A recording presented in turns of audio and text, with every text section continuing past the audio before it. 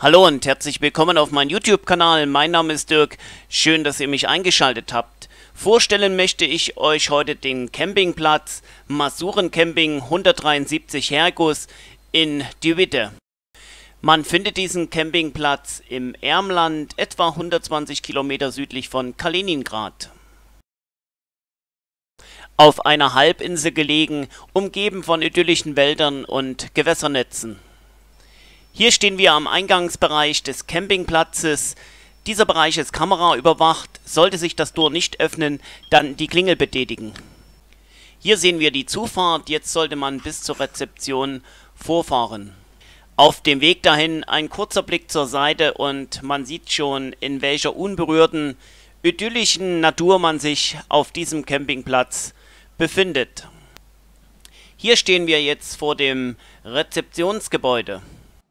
Die Zahlung selbst nimmt man erst am Abreisetag vor. Mir wurde empfohlen, Geld umzutauschen in Schlotti und dann damit die Campingplatzgebühr zu entrichten.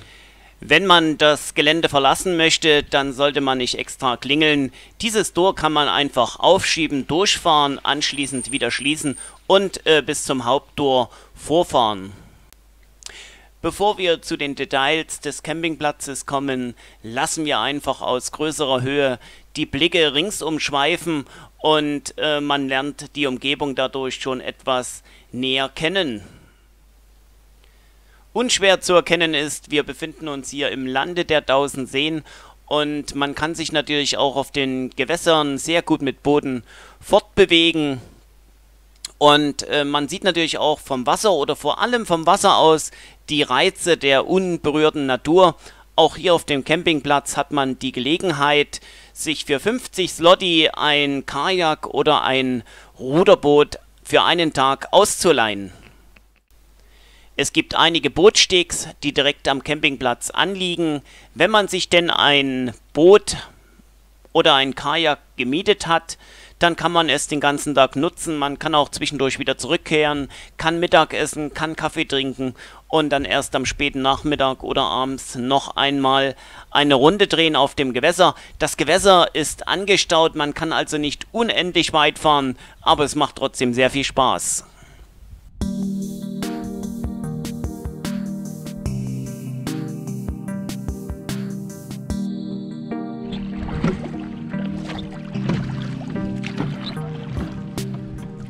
Jetzt sehen wir auch gleich mal den Campingplatz aus der Perspektive des Wassers.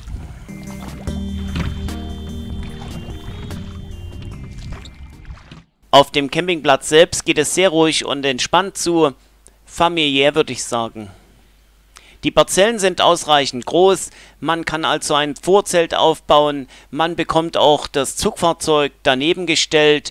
Ob größere Mobile erlaubt sind, das muss man erfragen. Die Betreiber können sehr gut Deutsch. Etwa 30 Mobile finden Platz. Es heißt immer, die Deutschen seien Meister des Mülltrennens, aber auch hier wird der Müll ordnungsgemäß getrennt. In der grünen Tonne findet der Restmüll Platz, in der Blechtonne das Papier, das Verpackungsmaterial, dann die Blechdosen und zuletzt das Glas. Die Entsorgungseinrichtung für das Brauchwasser und für die Chemietoilette befindet sich hier. Hier finden wir das Sanitärgebäude. Die linke Seite ist den Damen vorbehalten und die rechte Seite den Herren. Auch das Geschirr kann hier gespült werden. Wem es noch an Ausflugszielen fehlt, hier gibt es interessante Informationen. Wir betreten jetzt das Gebäude, auch für behinderte Menschen ist gesorgt. Die Toiletten befinden sich im ordnungsgemäßen Zustand, sind sauber und wurden auch regelmäßig gereinigt. Auch der Waschbereich macht einen sauberen und gereinigten Eindruck.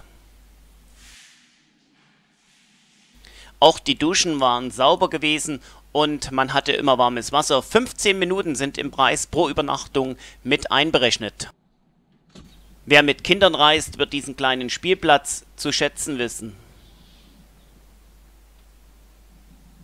Auch für die sportliche Betätigung ist gesorgt. Zumindest im vorderen Bereich sind ausreichende Plätze mit Strom bzw. Wasserversorgung vorhanden. Das soll als kleine Vorstellung genügen. Als Richtpreis könnte man 11,70 € pro Tag ansetzen, für 2 Personen ein Wohnmobil und 7 Tage Aufenthalt. Für große Wohnwagen wird es etwas teurer und für kleinere Wohnwagen sogar billiger.